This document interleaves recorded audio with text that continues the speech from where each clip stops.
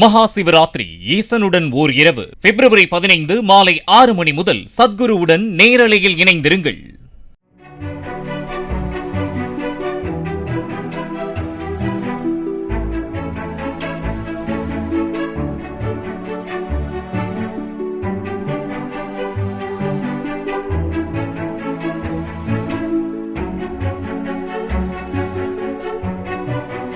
கர்நாடக மாநில மாதேஸ்வர சுவாமி மலைக்கோவில் மலைப்பாதையில் சிறுத்தைகள் நடமாட்டம் தென்பட்டதால் மகா சிவராத்திரி நெருங்கி வரும் நிலையிலும் தமிழக பக்தர்களின் வருகை குறைந்திருக்கிறது. இங்கு ஆண்டுதோறும் நடைபெறும் மகா சிவராத்திரி மற்றும் யுகாதி பண்டிகைகளில் கலந்து கொள்ள சேலம், நாமக்கல், ஈரோடு, தருமபுரி, கிருஷ்ணகிரி மாவட்டங்களிலிருந்து பாத யாத்திரையாகவும் மோட்டார் சைக்கிள்களிலும் பக்தர்கள் செல்வது வழக்கம்.